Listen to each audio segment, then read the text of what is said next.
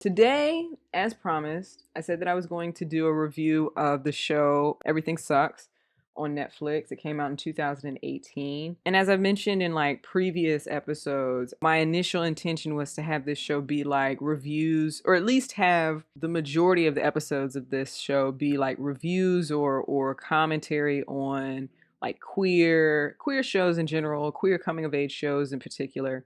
So it's a series called like Morgan's Late Takes, where I'm going to be doing like reviews and commentary on queer coming of age shows, queer shows in general that I have watched that I either enjoyed or really disliked. I really loved Everything Sucks, but Everything Sucks only lasted for one season. It was canceled almost immediately. One thing that I noticed that I didn't notice the first few times that I was like watching it, the various ways that they really harp on how the 90s was so much different than now when it comes to like gay rights and the public perception of gay people and those kinds of things. She says, I don't have the luxury of getting mad at my mom over petty bullshit. Yo, I just have a dad, and I don't know what you did to screw up the happiness he found with your mom. I'm so mad at you, Luke. You're not the only one having a hard time. Which he edits in the message, I didn't want to believe it, but we don't choose who we are. We belong in different worlds, and it breaks my heart we're not meant to be, but I'm better for loving you. And if you even feel 1% the same way, that's enough for me. I wasn't sure when I first saw this because there's a lot of movies where the way that that would go is that she would be in her feelings and they would kiss, but then she would feel all of this shame and never want to talk to Kate ever again, right? So I was like, nah, I don't know how I feel about this girl. You know what I'm saying? Protect your heart. Keep your heart three stacks.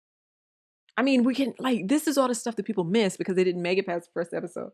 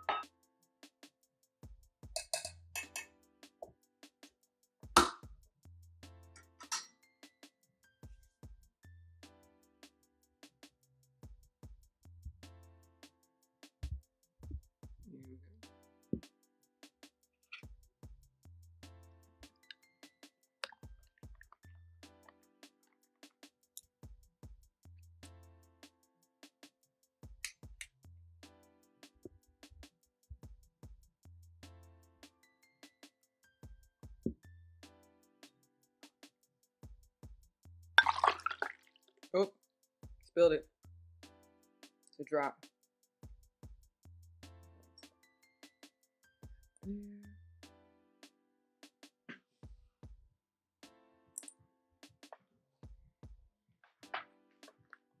Completely forgot to like put my watch on. So, here we go.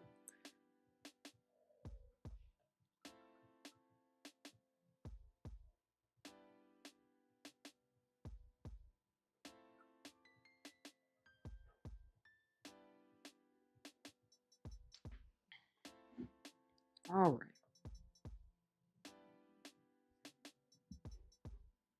Here we go.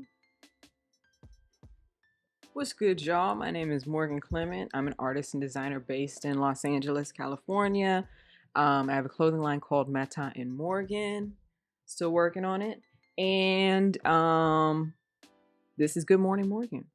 And today I am drinking portrait coffee again, as always. I'm waiting for, I actually ordered Everybody's Busy, and so I'm just waiting for that to come in. And we'll do like a review when it gets here. So look forward to that. Let's see. Today, as promised, I said that I was going to do a review of the show Everything Sucks on Netflix. It came out in 2018. And as I've mentioned in like previous episodes, my initial intention was to have this show be like reviews, or at least have the majority of the episodes of this show be like reviews or commentary on like queer shows in general, queer coming of age shows in particular. And so initially I did a review of Heartstopper, which is a new series on Netflix. It's based off of a graphic novel series by Alice Oseman. I think it's how you pronounce her last name. And I used that as like a jump off point. So now I'm doing a whole series. This is the first of Morgan's, we're calling it late takes, until I come up with it. I think that's a pretty decent name, right? Like late takes, because that's what this is. So it's a series called like Morgan's Late Takes, where I'm going to be doing like reviews and commentary on queer coming of age shows, queer shows in general that I have watched that I either enjoyed or really, really disliked. And just doing that on Fridays. That's going to be like the theme for Fridays. So this Friday, it's Everything Sucks. I really loved Everything Sucks, but Everything Sucks only lasted for one season. It was canceled almost immediately. And I guess what I'll do is, I guess I'll go through like I'll go through the plot and things like that, and what the show's about, who's in the show, like the, characters and whatnot. And then kind of give my review of it. There's an article that details why the show was actually canceled in the first place, and so I'll go through that. And then set up next Friday's review, which is going to be, well, I'll let you know at the end of the show. So Everything Sucks is I guess it's not technically like, it's a coming of age show. It's a high school age cast that the story sets place in the 90s. It takes place in the 90s. It's not quite the same as, like, I've been talking about, like, ensemble casts are like a really big thing right now. It's not quite the same as all of these ensemble casts where it's like, we've got one bisexual person, and we've got a polyamorous couple, and we've got somebody who identifies as non-binary, and, that kind of a thing. Like, it's not quite the same as that, which I actually appreciated from this show. So it sets in, the show starts in, hold on a second, wait for it. The first day of school, which I don't know why it's the first day of school. Maybe it's not the first day of school. Maybe that was an assumption that I made. Anyway, the show starts on Friday, September 27th, 1997, and it's rolling, it's showing the main character, whose name is Luke, going to school. He's late for school or something like that, and the morning announcements are already rolling. This is one of those schools that has like a televised morning announcements. I didn't have that. I don't know how many schools had that. I didn't have that. My school did not have televised morning announcements. But So they had two hosts doing morning announcements, and the show centers around a group of friends that are freshmen, just now starting high school, and they are looking to find their friend group, find their niche within the high school. And so they, I guess, have previous skills with like audio and video equipment, and so they decided they're going to join the AV club. And so it shows them, they meet up at the school, and they immediately go into like the AV room where they're filming the morning announcements, and like meet up with the like teacher or counselor or whoever is in charge of the show, to sign up for the AV club. And instantly Luke is enamored with the only girl that's there, whose name is Kate. And that kind of like sets us off on the story. So it takes place in Boring, Oregon. Like, I don't even know if that's a real place. Hold on one second. Oh my God, that's a real place. There's a real place called Boring, Oregon. That's where this is set, in Boring, Oregon. I didn't know that was a real place. I thought they were being quirky. So as the show is starting, one thing that I noticed that I didn't notice the first few times that I was like watching it, because like I said before, I watched it for entertainment before. It's very different when you're like watching things to do reviews and to like talk about it. And one thing that I noticed that I did not notice before, in rewatching the series, is the various ways that they really harp on how the 90s was so much different than now when it comes to like gay rights and the public perception of gay people and those kinds of things. I didn't realize how many strides we had made, because to be fair, in 1996 I was alive. I'm not going to tell you how alive I was, but I was alive. But I wasn't like of the age to have any awareness of like LGBTQ rights or anything like that. Like, I wasn't nowhere near, being that aware in 1996. But it's interesting to see with this show, how it compares. Like, it takes place in 2000, or it's filmed in 2018, and I think that it takes a very stark comparison of like, look at where we are in terms of gay rights and gay representation now versus the 90s. I think that is a huge piece of the show that I actually really, really appreciated. So in initially watching the show, I didn't really catch all of the different like nuggets that they put into it to like emphasize this was a different time and there were different views on gayness or homosexuality. And immediately upon starting the show, like I said, that they were doing the morning announcements. As part of the morning announcements, the one of the hosts mentions that Bill Clinton has just signed the Defense of Marriage Act, which defines marriage as between one man and one woman. And they just kind of like put that in there as like sound behind Luke arriving at school, and riding his bike down the street or whatever. And so I didn't really catch that the first time. This time, because I'm taking notes, I caught it, and I was like, one, let's not allow Bill Clinton to live that down, for one. But just the fact that we are living in a day and age, I don't want to say that we're kind of circling back, which is unfortunate. Like, we're having, I would argue, a regression right now. Trans rights and LGBTQ rights in general are kind of under attack right now. And so it's interesting to take a look back and see, like, there was actual legislation, at least within my lifetime, like not even that long ago. There was legislation that was signed into law that mandated that, like, even in, I guess the better way of saying it is, even just in my lifetime, we've gone from signing into law that marriage is only between a man and a woman to legalizing same-sex marriage. And now we're demonizing it again. I don't know. So I thought that was interesting. Let's see. So Luke is our main character. He has two friends. One is Tyler and one is McQuaid. Tyler's kind of like a ditzy, kind of a dopey kind of a guy who's not very smart, and McQuaid is like a genius, sarcastic kind of a character. Luke is black, and he's like the only black kid in this entire show. Well, no, he's not. he's one of two black kids in this entire show.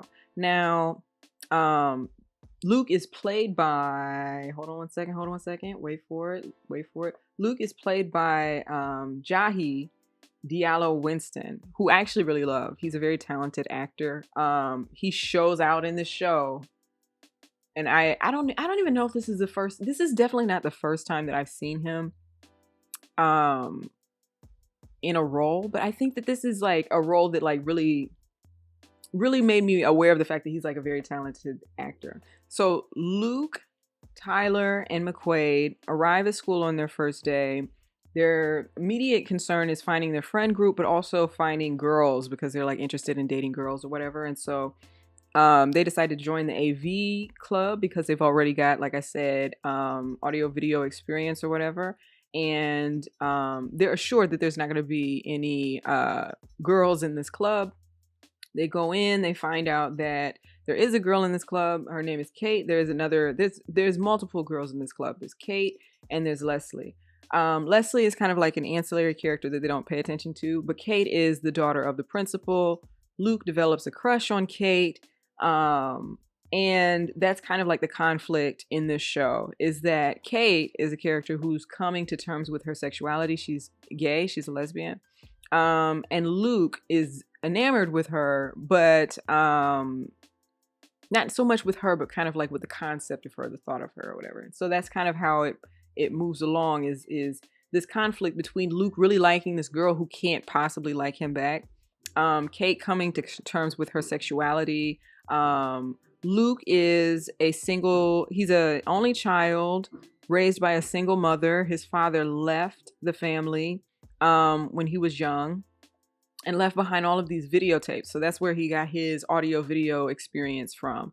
His father left behind all of these vlogs and videotapes of himself talking and filming like family moments and those kinds of things. That's all that he has left of his father.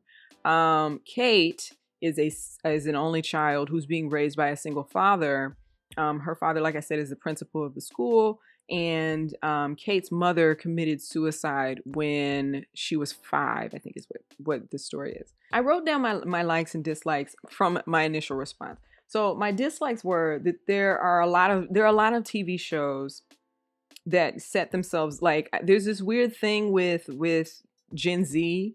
When we look at shows that center Gen Z, frequently what happens is it's like kids who there's one of two ways that it usually goes.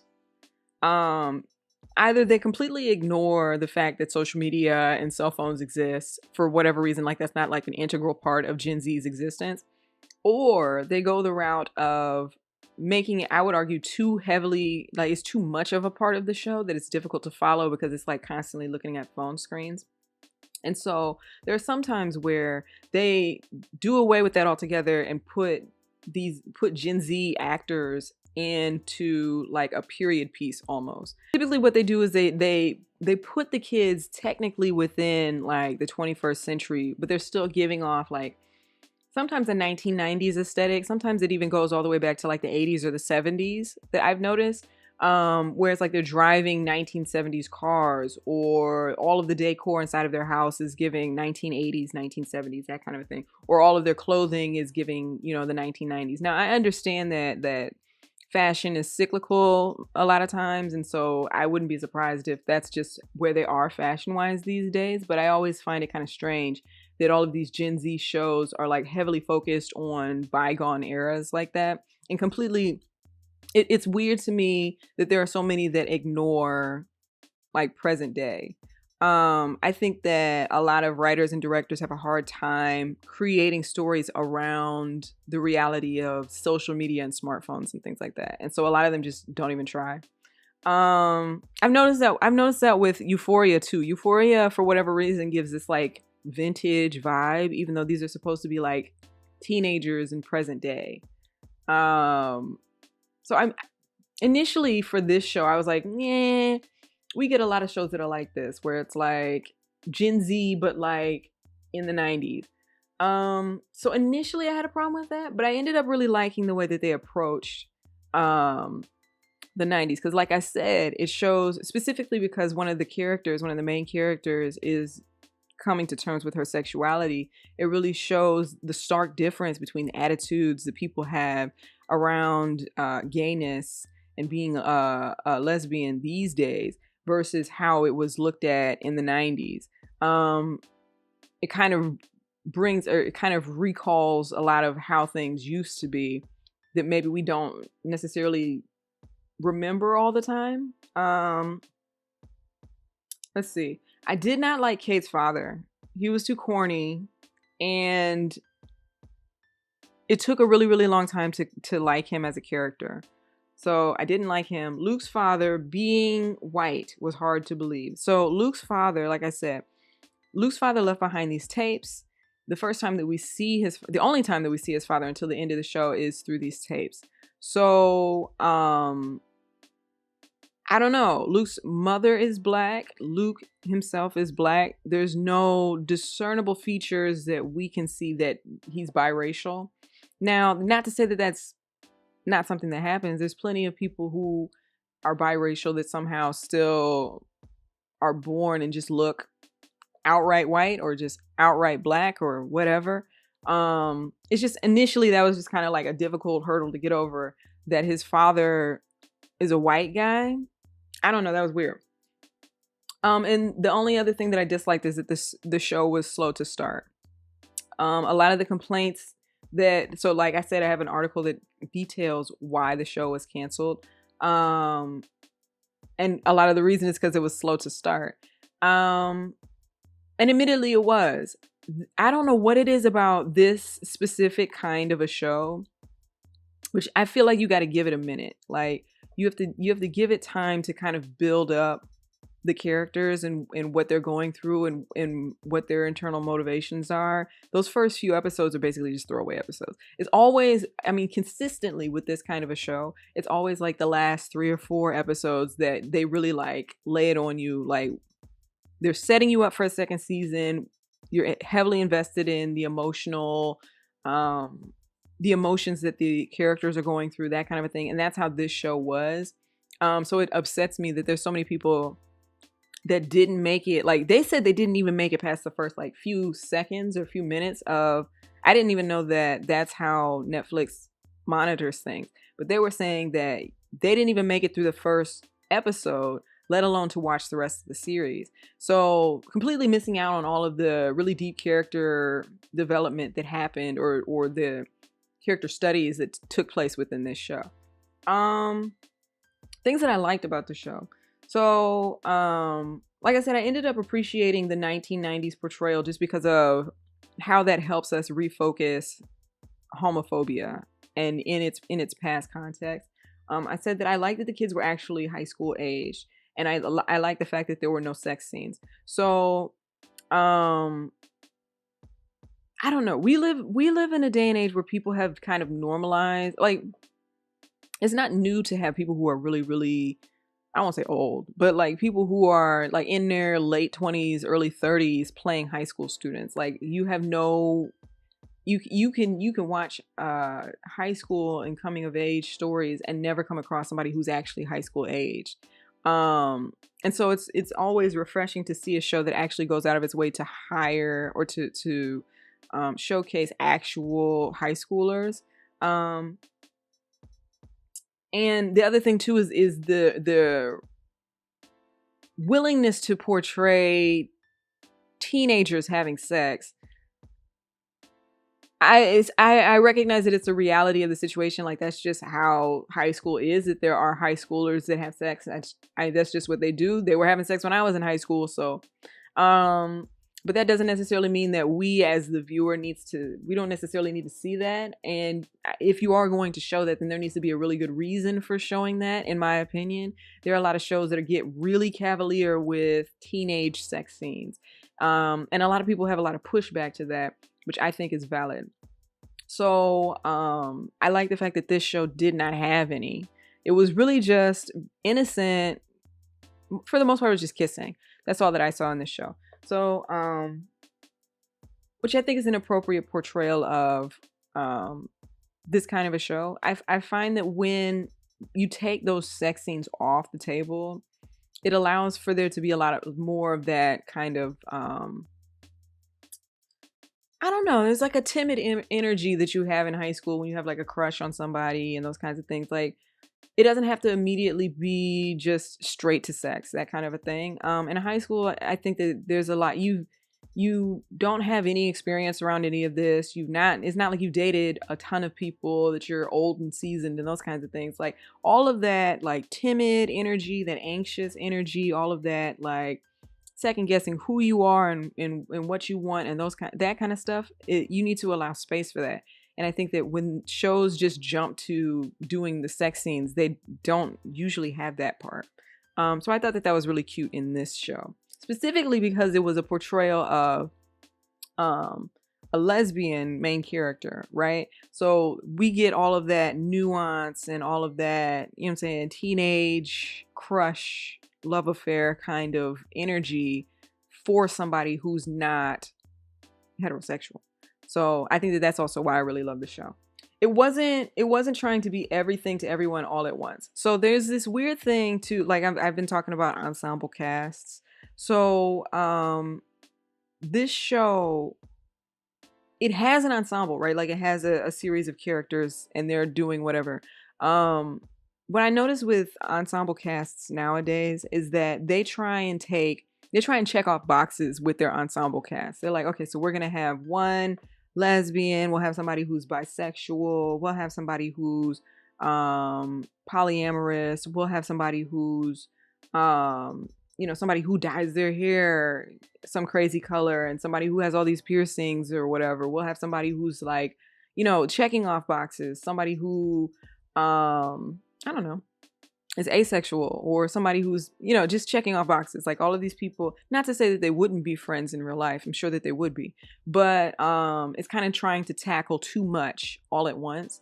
The thing that I really liked about this show is that it found common ground between our two main characters. They both were raised by single parents.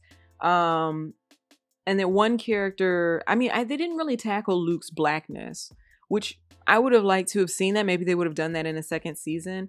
But it's like their troubles or their hardships around being raised by single parents and their feelings around it. And then Kate and her struggles with her sexuality and their struggles liking each other. I think that I like the fact that they had the characters play off of each other as an ensemble.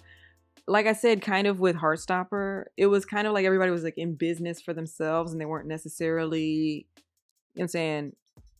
I don't know. It's difficult to explain. They didn't have it where the ensemble each had their own love interests and they're all kind of focused outwardly from the group. They had it focused inward, which I think I really liked about this show, which I would argue is really accurate, is rejection. There was a behind the scenes part where one of the actresses said this show is about rejection, which it is. So Luke is enamored with Kate. Kate doesn't feel the same way as Luke. Kate has a crush on Emmeline, who is played by Sydney Sweeney, who we love. I'll get into that in a minute. And McQuaid has a crush on Sydney Sweeney, on Emmeline, played by Sydney Sweeney. And Emmeline doesn't like McQuaid, and it's just all. And Tyler doesn't like Leslie, and that's authentic to high school to me. Is all of these people having crushes on each other and liking each other and not feeling the same way, or not being sure of their feelings, or not being aware that other people like them in that way. That kind of a thing. That's very authentic to high school to me. So I really like those things about the show. So let me get a little bit more into the plot. So it starts off with them joining the AV club. They join the AV club. Immediately Luke has a crush on Kate, right? There's this scene where, immediately in the first episode, because they're not that long. Each episode is, I think, to 30 minutes at most. Where Kate is behind the camera. She's working as a camera person. And I guess is having trouble with the lens. And so because Luke has this previous experience working on cameras because of his dad, he offers to help Kate with this camera, which he said that there was a smudge on the lens that was messing with the focus. And so he's trying to look through the camera to diagnose what the issue might be. And there's a moment where he's pointing the camera at Kate, and she says the line, I'm sorry, I don't, somebody says Kate's out of focus. I don't know if it's Kate herself or if it's Luke. I have to go back and look. I think Kate herself says, I'm out of focus. And I don't know. I think that's great foreshadowing for her kind of struggling with, because that's what this show is. It's like Heartstopper, but a little bit better in my opinion. I know that maybe people feel a way about that, but like saying I'm out of focus, and she's getting ready to she's going through this journey of figuring out her feelings around her sexuality. That's what it is. So little small things like that. So Luke offers to fix the camera. I didn't realize that back in the 90s, when you had to get a smudge off the lens, you literally had to physically take the camera apart. So they check out the camera. Luke invites Kate back to his house. When they get back to his house, Luke evidently is subscribed to like a CD subscription service, which I didn't know that was a thing back in the day. Maybe that was the initial inspiration behind Netflix. But he subscribed to some sort of like CD subscription service, and he gets Oasis's Oasis's album for the second time. He has a duplicate, and so he gives it off to Kate, and that kind of sets a theme for the show as well. And so he fixes the camera, and I believe they get into a conversation about their parents, about how they're both being raised by single parents. And I believe that that's the end of the first episode. Let's see. In the second episode, we start off with Kate in the locker room, and she's focused on Emmeline, who is played by Sydney Sweeney, like I said. I guess, like, I don't know that she's a popular girl, but she's just, well liked, I guess, in the school. She's part of the drama club. She's dating a guy named Oliver. They always like make scenes in the hall. They're like the dramatic kids because they're part of drama club. And I guess Emmeline, Kate develops a crush on Emmeline. So they're in the locker room. Kate is kind of like watching Emmeline as she's having this conversation with her friends. Obviously, they're changing, that kind of a thing. And so Kate is kind of feeling certain ways, I guess. That deeply resonated with me, because being somebody who is gay, locker rooms are fraught with awkward moments, right? Being in a locker room, like, for somebody, I'd imagine that for somebody that's straight, it's just like change as quickly as possible. It's not that big of a deal, like keep it moving, that kind of a thing. It's weird though with girls, that I will say in my experience is that I feel like maybe dudes are a little bit less cavalier with each other in the locker room. I feel like girls are a little bit more conversational and nonchalant and those kinds of things in the locker room. And so as somebody who is trying to come to terms with your sexuality, it's like, okay, so I need to get out of here as quickly as possible. Change, don't look anywhere, like that kind of a thing. Like, focus elsewhere. Don't look too long anywhere in any particular direction. I'm not trying to sit here and have a conversation with you. That kind of a thing. And so I don't know. I think that a lot of the reason why I really like this show is because I kind of that resonated with me, a lot of Kate's experience. Even though she's white, right? So like, I think that speaks volumes too, is that, like I've said, usually when I look for representation, I need for the main character, for whoever I'm looking for the representation from, to be Black. I think that it speaks volumes that this character was written in such a way that I could still find resonance with this character, even though she's not. So she's in this locker room. She's having this awkward moment. Sydney Sweeney, excuse me. I'm going to keep calling this character Sydney Sweeney. I'm sorry. Emmeline notices that Kate is watching her, steps up to her, and then takes Kate's hand and like puts it on her breasts and says, "Oh my God, did y'all see that? Look, Kate just touched my boobs, that kind of a thing. Next thing we know that they've spray painted the word onto Kate's locker. And so now she's being bullied for being gay. Which is terrible, right? Like, I wholeheartedly believe that that's how the 90s were. I don't know. So to avoid the humiliation, Kate eats her lunch in the girls' room. She overhears some other girls saying to kind of harp on this like 1990s view of homosexuality. She's eating her lunch in the girls' bathroom and overhears these two girls having a conversation about her. And they say, they're speculating on whether or not she has AIDS because she's a lesbian. And then one of the girls says, I wouldn't even let her breathe on me. So, I mean, really harping on how homosexuality was viewed in the 90s, how people had all this misinformation about AIDS, and how it led to bullying of LGBTQ kids back then.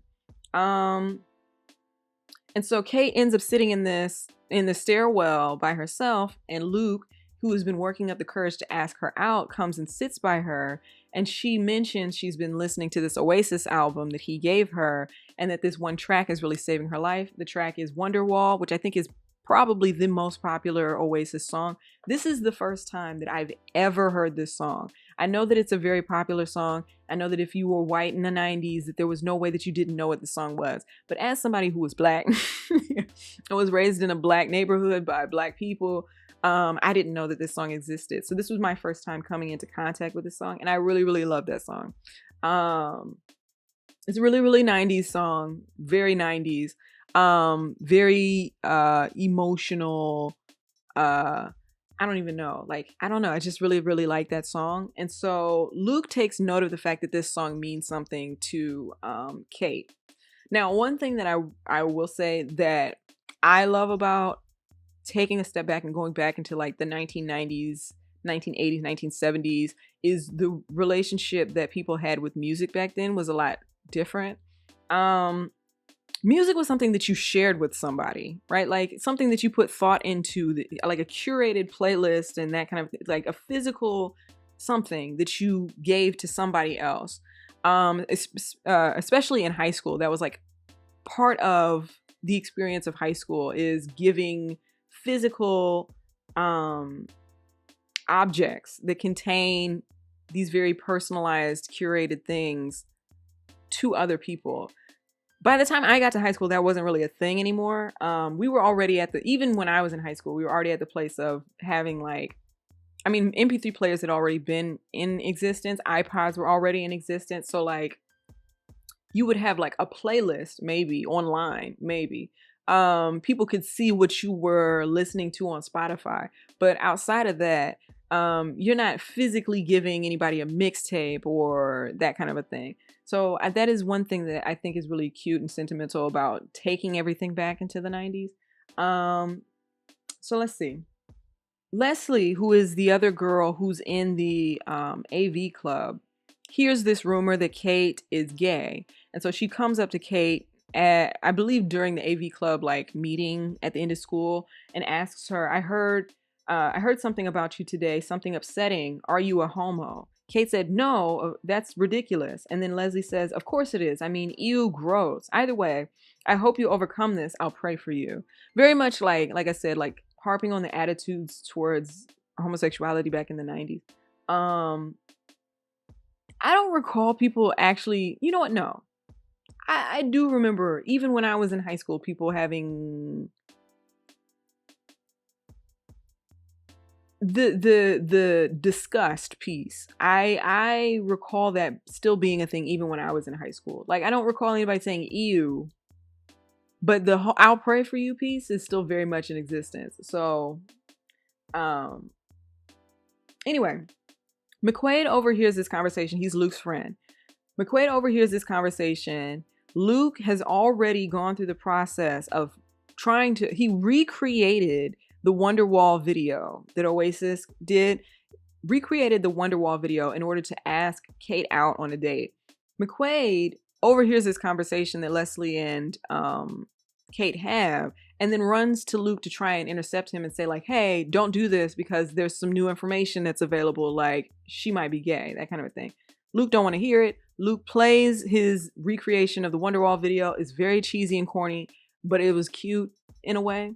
And so Kate is now, we have this moment of like pressure where it's like Kate is really trying to get people to not think that she's gay. She's really trying to get people to not think that she's a lesbian, right?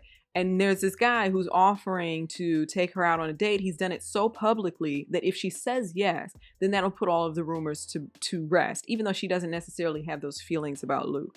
And so she goes on this, the video ends. Luke says, will you go on a date with me? And she kind of says yes, right? Like she kind of is like, yeah, okay. Let's see. We move it. That was the end of episode 2. So we're like blowing through them, right? Episode 3. Now, one thing that I didn't really like about the way that Luke's character was written, is the way that he was pressuring Kate, in the relationship. So he very clearly started high school with very specific goals on what he wanted to do, goals that he wanted to accomplish, things that he wanted to check off of his list. One of them was joining the AV club, but a more important one to him was having a girlfriend. And when you have a girlfriend, y'all kiss. So he wants to get his first kiss under his belt. He's been dating Kate for like a couple of minutes. And they haven't even gone on the date yet. And he is like pressuring Kate to kiss him. Like he's been trying to get the right opportunity to kiss Kate. And Kate's been kind of like awkwardly avoiding this. And so in order to avoid kissing, they were in the auditorium for whatever reason. In order to avoid kissing Kate, in order to avoid kissing Luke, Kate pulls the fire alarm, the sprinkler system goes off, destroys the drama club set for their play, and then they go fleeing out of the auditorium in separate directions. And the drama club catches, or at least Emmeline catches the fact that Luke is running out of the school soaking wet. The drama club's play is postponed because of this event. Emmeline rats out Luke. Luke gets in trouble and is sent to detention. And so is and so is Emmeline. And I don't know, that's when they start bullying him pretty heavily. And so Kate asks Luke, why are you doing all of this for me? And he's like, well, that's what boyfriends do. And so it's like even more like of a guilt thing, that kind of a thing. We're in episode 4 now. So in order to make amends with the drama club, the AV club offers to do a film with them so that they still get their opportunity to do their acting or whatever. And so they decide to do this indie movie where Luke is the director and all of the drama club kids are the actors, and it's like about aliens or whatever. Because Luke got in trouble, his mom was called to the school. Luke's mom meets with Kate's dad. We've got the two single parents together, and they have this weird corny conversation about what it's like being single parents. They kind of hit it off in a really weird corny way. I don't know why she liked him. They ended up being a really cute couple, but I don't know why she liked him. And so I guess they end up going on a date, I guess. Luke's mom asks how it is that Principal Messner Kate's dad, has never TP'd a house. I don't know that that's a thing. Like, as somebody who grew up in a black neighborhood around black people, like I said, that's not really a thing that we did. Like, imagine your black mama, you know what I'm saying? Imagine wasting her toilet paper. Like, that's not a thing in the black community. That's not a thing in the black. That's how you know that this lady why is she in Boring, Oregon? She has to be okay with a lot of this. You know what I'm saying? That's not what we be doing in Cleveland, Ohio. We don't do that. And so they go on this date. She takes him to TP an ex-girlfriend's house or whatever, and a girl who broke up with him at the beginning of the show. And so then we cut back to Luke and his friends making amends with the drama club. They've gotten drunk off of Zima. Again, another strong 90s reference, because what? And they play Spin the Bottle. Kate spins the bottle and it lands on Emmeline, this girl that she's developing this crush for. And they say like, oh, that doesn't count because it's a girl, which, man, I know she was pissed. I would have been pissed. And so Luke takes his turn and spins the bottle and it points directly at Kate. And so he's finally got his opportunity to get Kate to kiss him, right? He's been pressuring her this entire time. And now he finally gets this opportunity to make her kiss him, which I have a lot of that experience. And I think that that's why I liked this show so much, is that matched my experience so much. Being in high school, coming to terms with my sexuality, and kind of masquerading as a straight person the entire time, and having guys be interested in me, and me not feeling the same way, but just kind of trying to keep up appearances, that kind of a thing. It never got to the point of like a dude trying to pressure me to kiss him or anything like that, but very much like, well, we should go out sometime, or, can I call you, or let me get your phone, like a lot of that. Can I get a hug? Those kinds of things, like weird. That's a period of time where dudes are like very strange.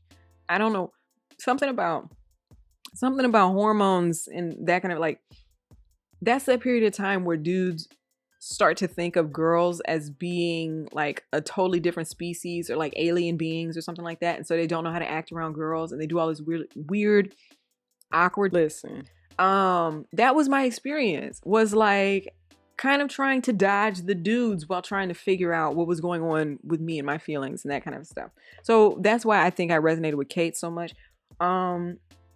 So Kate and Luke kiss, and immediately after they kiss, Kate's like, I think I'm a lesbian. I think I'm gay. So, and then I think that's the end of the episode. Yeah, it's the end of the episode. So the next episode, this is when it's starting to get a little bit good. Now, no one made it this far. No one made it this far into the show. So, this is when it starts to get a little bit more interesting. So Kate and Luke are in the library reading a book about human sexuality, and evidently there's a test inside of it to see whether or not you're gay. And so they take this test. Luke administers this test on Kate, and Kate's results are that she is quote unquote homosexual with heterosexual tendencies. And Luke says, either way, you're probably better off with me, saying that she should continue to date him, and that they will have an arrangement where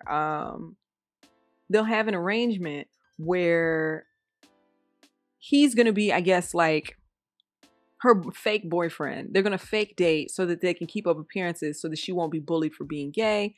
And he promises that he won't fall for her, that he doesn't feel that way, or he won't feel that way about her. But if he does get to the point where he starts to have these feelings for her, that he's going to use a code word to let her know that that's where he's at.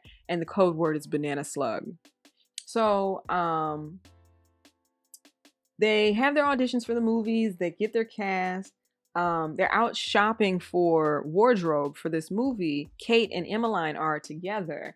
And once again, we get like another like awkward changing room situation, where Kate and Emmeline are trying on different clothes, and Kate's being really awkward because obviously she's got a crush on Emmeline. And they end up buying some dress or whatever. Then, finally the date happens. So it's been days now, I think. Luke comes over to Kate's house, where her father is, and they have a date in their dining room with her father there. Old school as hell. Her father is physically there in the room as they're doing their first date.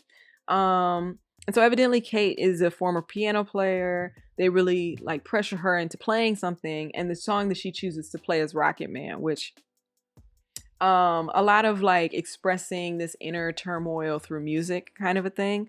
Wonderwall, I believe that she felt so strongly about the song Wonderwall because that's how she felt about Emmeline's character, that that's her Wonderwall is Emmeline. And so now she's using Rocket Man to say like, I feel alone and isolated with these feelings and, that kind of a thing. On to episode 6. They begin their film project. Luke surprises Kate with Tori Amos tickets, which she loves Tori Amos. They steal Luke's father's old car that was kind of like rusting away in the yard. They steal it and they drive to Portland to see this concert. Luke's mom and Kate's dad go on a date while they're gone. And let's see. Kate sees two women while they're at the concert. Kate sees two women kissing in the audience, and she feels validated by that. She feels like that's her, that's how she feels. Like that's what she wants. Like, she's there with Luke, but that's what she wants. And so the concert ends, and she's been really moved by this whole experience. And Luke almost kind of insinuates that they are like dating kind of a thing. She wants to like set the record straight. Like, we're not dating. This is all fake. Like, this is a fake date. And he's like, well, what difference does it make to you? And she's like, it makes all of the world of difference to me because, you know, I'm gay. Like, I'm telling you right now that I'm a lesbian, that kind of a thing. He didn't want to take no for an answer. And so there's this exchange where Kate says, my whole life I felt like a freak until tonight. I looked at these people and thought maybe I don't have to be a freak. And then Luke said, I never said you couldn't be who you are. I told you whoever you are, whatever you are, it doesn't matter to me. And then Kate says, but it matters to me. Luke says, okay, so now what? You're just going to go to school and tell everyone that you're a lesbian? You don't think they'll call you a freak? Kate says, all that matters is I know. And then Luke says, we had fun tonight. Why can't we just keep having fun nights together? Why are you doing this to me? And then Kate says, it's not about you, which I think is a great representation of their characters. Is Luke is like, I can, like, it feels exploitative. That's what his relationship to Kate feels like. He's exploiting her to fulfill all of these different things that he wants for himself. I wanted a girlfriend. I wanted somebody who would kiss me. I want somebody who's going to go on these dates with me. I want somebody who's going to have this, you know, that's what I want. What does it matter that you're gay? Can't you just go along with this? That kind of a thing. And for Kate, it's like, well, I've come to the realization that this is not what I want. And this is now at this point, I guess, getting in the way of what I want. And so your needs and your wants does not supersede mine. They walk outside. The car has been stolen. And so they have no way to get home. And so they have to call Kate's father, Principal Messner, to come and pick them up. He picks them up kind of without saying anything, kind of condoning the fact that they're like kids and they get into mess. And so that's the end of that episode. With episode 7, so now Luke's got an attitude because Kate's like officially broken up with him. And so he's lashing out at all of the people on this film set. He's being like this tyrant director, and he's yelling at people, saying that they're stupid, get your lines together, that kind of a thing. And there's this scene that he wants as part of the film that takes place at the Dominguez Rocks, which is supposedly here in Los Angeles. I don't know where that is. I've lived here for 5 years and I don't know where that is, but it's here somewhere, I guess. And so they've been using green screen to try and get this scene correct, which is way more intense. Like today you would film in front of a green screen. You would use a computer to key out the green and just put rocks back there. Like it would be simple. I mean, it wouldn't be simple, but it would be, I mean, it would take minutes. Back then in the 90s, he's like messing with alpha channels and stuff. And he's like turning knobs, and I don't even know what. I majored in a video-based major. Like I have a degree in animation. I have a degree in video stuff. I don't know what he was doing with that board. So he was turning knobs or whatever to try and get they were using a blue screen for whatever reason, to get the blue screen to show the Dominguez Rocks. And he's having trouble with it. And so he comes to the conclusion that they should just take a field trip to go physically to the Dominguez Rocks to film their scene. On Kate's side, she's now come to the realization that she's gay, right? So she had all of these boy band posters in her room. Again, I swear that is so similar to my experience. Take down these I didn't have boy band posters in my room at home. But when I went off to college, I still had not come out of the closet yet. I put up a poster of Taylor Lautner uh, in my dorm room. Don't know why. I don't particularly care for Taylor Lautner.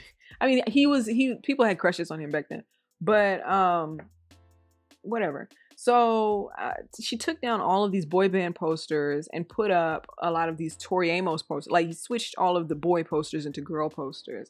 And her father kind of takes note of that, but not too much of a note of that.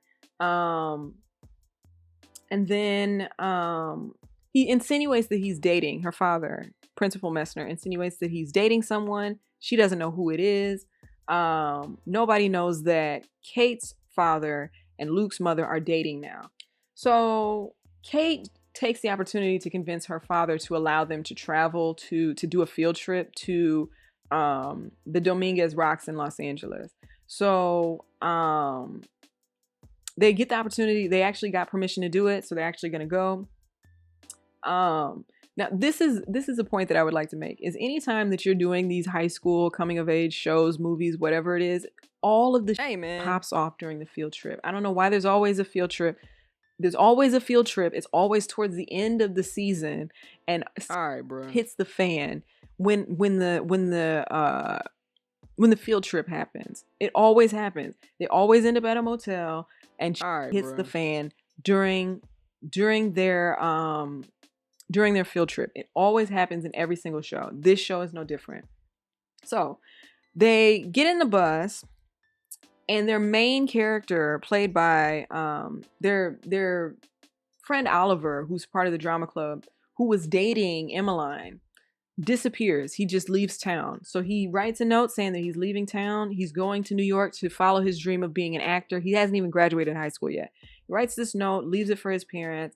He puts all of this stuff into a box and gives it to Tyler, and then he hops on like a Greyhound bus and just is gone just before this field trip. So they filmed the majority of the movie, and now they're missing their main character. Emmeline is now an emo. She shows up in black makeup, black clothes, sunglasses on, sits in the back of the bus, kind of mopey because her boyfriend has now left her without even giving her any kind of a word. And so they get on the bus. They take the bus down to Los Angeles. They're staying in this motel, and Kate and Emmeline end up in a room together. And so Kate is using this opportunity to be messy, which, I mean, props to her. You know what I'm saying? If the window's open, if the door's open, take the opportunity. So this girl that she really likes, her boyfriend has left her without a word, and she steps in to be the supportive lesbian, the supportive lesbian character. And they have this exchange where Kate says, "Hey, Emmeline, I know you're probably not in the mood to talk. I just want to say I'm sorry about Oliver. For what it's worth, someone who would just leave you like that wasn't worth it to begin with." Emmeline says, "How do you do it?" And Kate says, "Do what?" Emmeline says, "It's like it's so easy for you." Kate says, I'm not sure I know what you're referring to." And Emmeline says, "You just exist. You don't have to be anything for anybody." Kate says, "Is that a good thing?" And Emmeline says, "Of course it is. For me, I've always just been Oliver's girlfriend, psycho chick.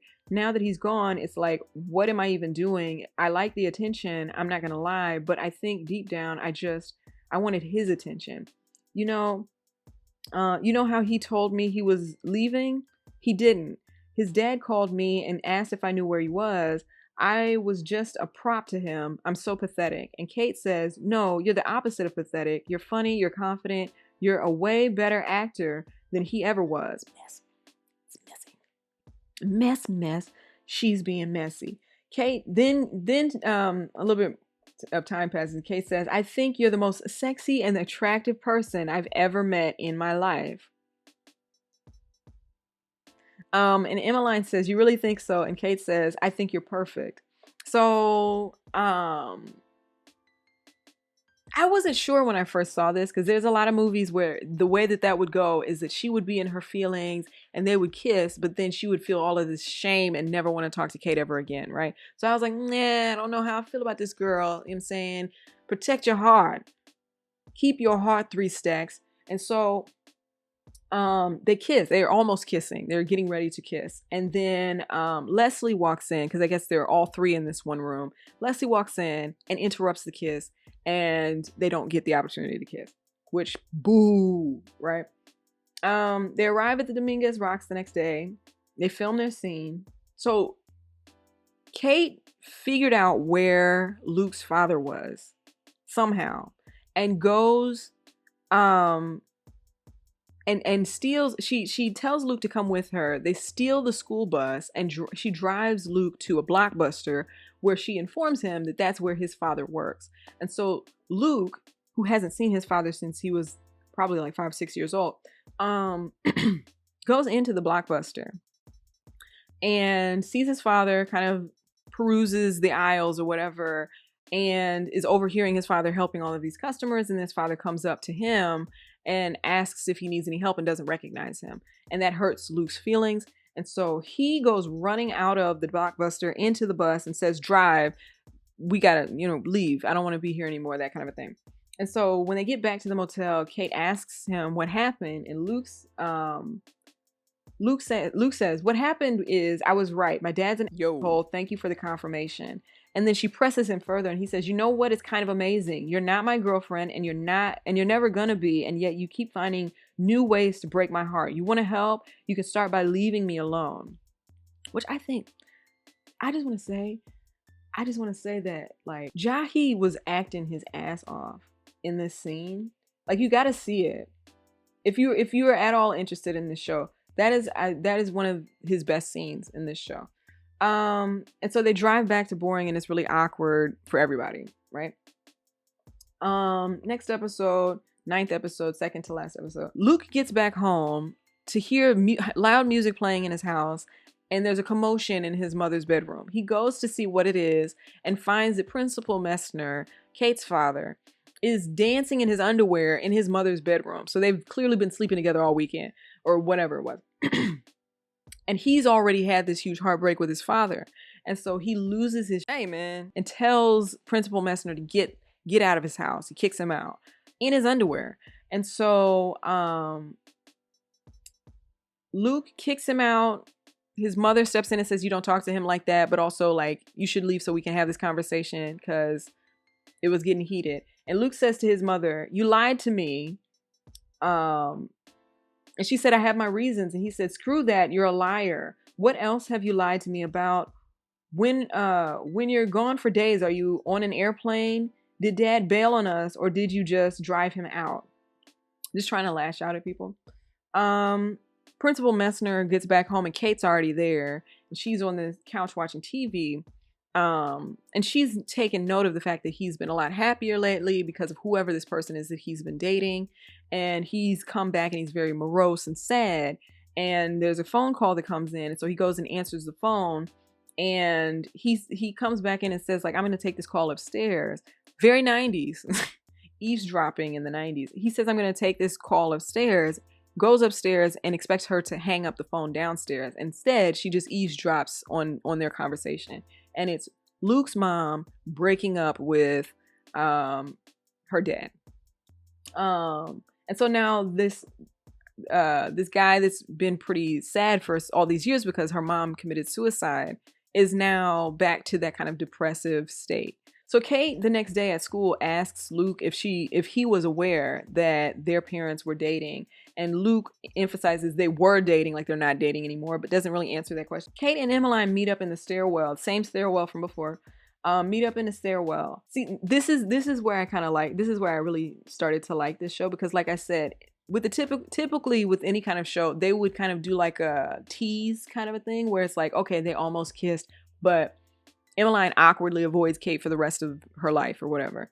Instead, they have this exchange where where Emmeline is asking Kate, like, I saw you and Luke ran off somewhere. I saw y'all holding hands. Like, are y'all together? And Kate says no. And then Emmeline asks Kate if she likes her. And she says yes. And then Emmeline asks Kate to come over after school, which cute as hell. After she gets done talking to Emmeline, Kate runs into her father crying in the hallway because he is no longer with Luke's mom and he's upset about it. And so she is now upset with Luke because he broke up this happy relationship that her father was in. So she runs to go get Luke. She takes Luke. She makes him stop editing by unplugging everything that he was working on, and drags him out to a bridge that's in the town and starts talking to him about like the last day that she spent with her mother. So she's like, we went to, I think like a carnival or something like that. And we got all of these great foods or whatever. And I think she made like spaghetti or something like that. And she asked if everybody wanted ice cream. And so they had this really, really great day together. Kate was 5 years old. And then her mom leaves the house to go get ice cream, stops on this bridge and jumps off. And that was the last time that she had ever seen her mom. She says she read the obituary, and in the obituary, her father said that her mom died of health complications or an illness or something like that, and didn't refer to it being a suicide attempt. And so she then turns to Luke and says, like, I don't know what it is that what your issue is, but I don't have the luxury of getting mad at my mom for dating somebody or whatever. She's not here anymore. So, and you took away the only happiness that my father has experienced in, years at this point. She says, I don't have the luxury of getting mad at my mom over petty bullshit. Yo, I just have a dad, and I don't know what you did to screw up the happiness he found with your mom. I'm so mad at you, Luke. You're not the only one having a hard time. Which, I mean, we can, like, this is all the stuff that people miss because they didn't make it past the first episode. So in the last episode, in episode 10, Luke is watching his father's tapes again. Now, having just seen his father in Los Angeles and seeing that he's not a famous film director or whatever, he's just a guy working at Blockbuster who doesn't even recognize his own son. He's watching his father's tapes, and there's a line where his father says, a real artist doesn't need friends or family. And that upsets Luke, obviously. And so he destroys all of the tapes. And there's this really great shot, a vertical or an aerial shot, I should say, where he is sitting on his bed and all of this film from these tapes is like scattered all over the floor around him. Very 90s aesthetic again. And so he decides that he wants to make amends. He brings in some of the actors that were in the movie to shoot new scenes, to edit in on the last day that he has to work on this film. And the film premiere happens, and he's edited in all these scenes to make amends to Kate, saying like, I'm sorry. He edits in the message, I didn't want to believe it, but we don't choose who we are. We belong in different worlds, and it breaks my heart we're not meant to be, but I'm better for loving you. And if you even feel 1% the same way, that's enough for me.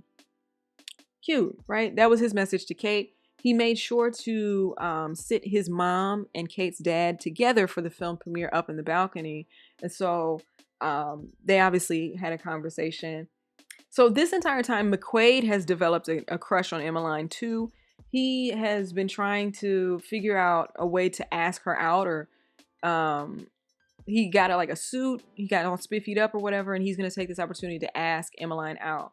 At the after party, Emmeline pulls Kate aside, and they go back into the auditorium where no one is now. And so they're on stage, and they have this cute scene where they're dancing to music. It's coming out of a boombox, and they have their first kiss. They're kissing on stage, and that's when McQuaid comes in, trying to ask Emmeline out, and sees that Emmeline is kissing Kate, and that they, I guess, are lesbians, or at least Emmeline's like bisexual. And so McQuaid is heartbroken, and there's this scene of him sitting in the hallway in the dark by himself, just really like, I don't know, just really good character moments there.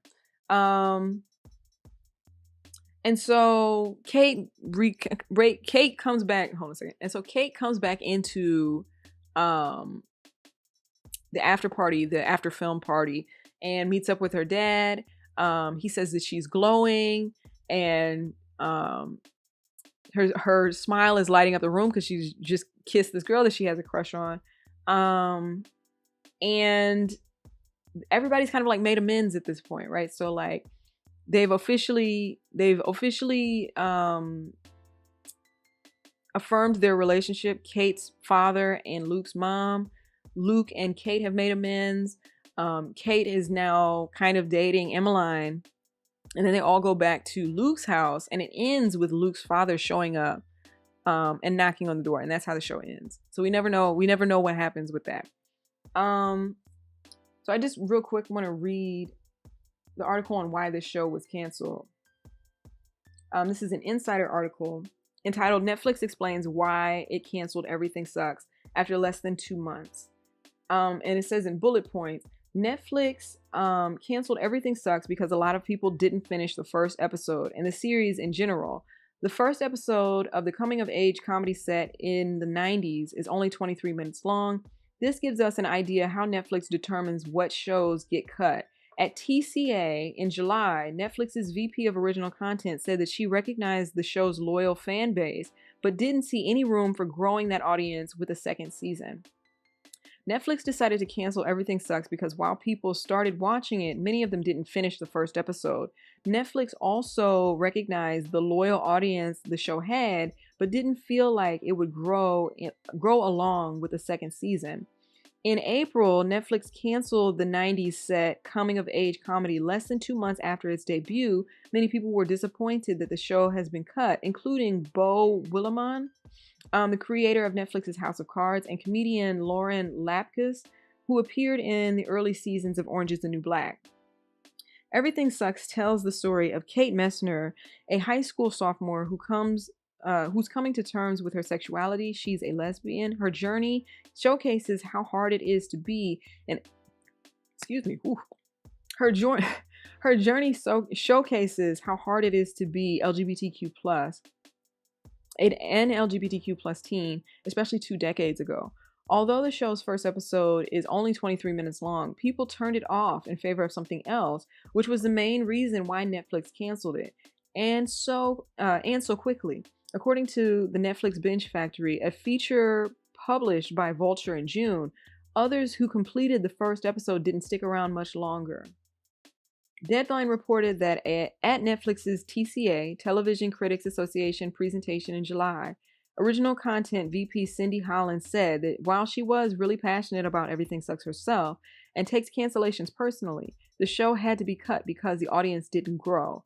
Holland said that because we were seeing a much low completion rate of the whole season, we realized that it is very unlikely that we would be able to grow the audience, move a whole new audience through the show, and have a large enough audience to justify a season 2. Ted Sarandos, Netflix's chief content officer, told Vulture in June that Netflix doesn't determine how much or how successful a show is by how quickly people watch it. It's whether people come back for more and whether or not the show is getting Netflix new subscribers. The completion of a single episode is a more important trigger, Sarandos said. We wouldn't be looking at our people plowing through it in the first weekend because the number of people who do that is pretty slim. According to a, quote, talent agency insider, cited by Vulture, Everything Sucks cost $1.5 million per episode and less than $15 million in total for the first season. The show's low budget was one of the main reasons its fans were surprised it got canceled. What's not surprising was that Netflix subscribers were a bit turned off by the first episode. It started off on a lazy note, relying on 90s references and freaks and geeks. But by the end of the season, the show became something truly special, making many, including me, excited for a second season, which had the potential to be great. I didn't know that that's like the metrics. That's what they use to determine whether or not they're going. Like, we are complaining about that a lot now, is that Netflix doesn't even let things. I mean, they let things get to a second season, but they don't really let much get past the second season. And evidently that's what they're using as a barometer on whether or not something gets a second season even, is whether or not people make it through the first episode. I didn't know that that's how they were judging things. Admittedly, this show did start off really slow. But the other thing too is that I've kind of discussed it in other topics, is that Netflix chooses where it wants to put its promotion dollars. And I think that it didn't really promote the show at all. You can tell that there was next to no advertising budget whatsoever. They saved, saved. They didn't spend very much money on the production of this show. So it seems that they could have used more resources to actually advertise the show. I went and watched the trailers for the show, or one of the trailers for the show, and they didn't even use some of the best moments for the trailer. And so I'd have to imagine that was part of it too.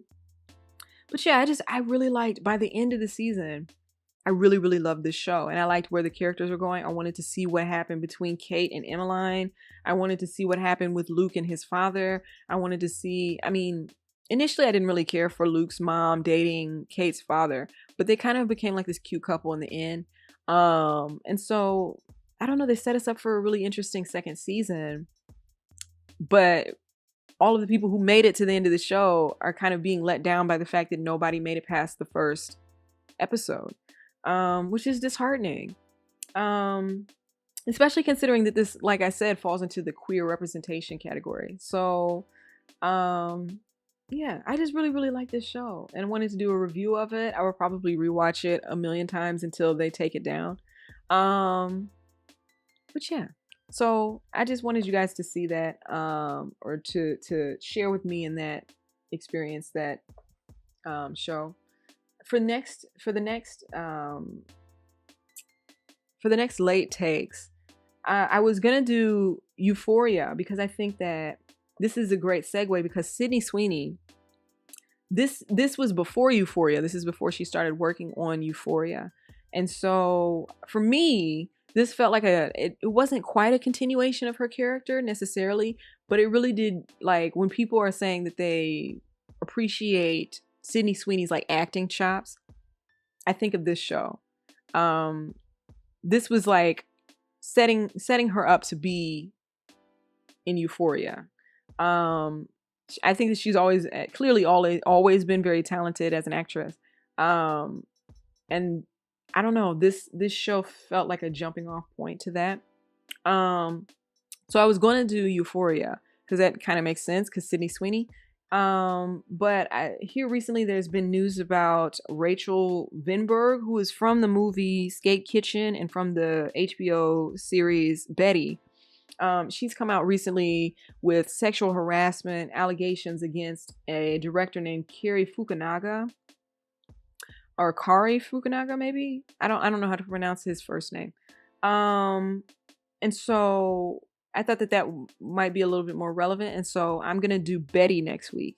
I might break it into two, because there's 2 seasons for Betty, unlike this show. To be determined. But I'll be doing Betty next week, and then also discussing Rachel Vinberg's case, and all of the other women who have come forward regarding Kari Fukunaga. So check that out next week.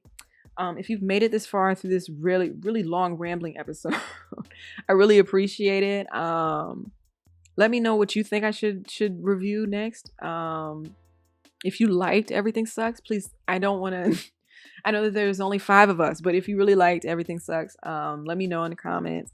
And if you could like the video, share the video, subscribe to the channel, I'd really appreciate that. And until I see you next week, be good.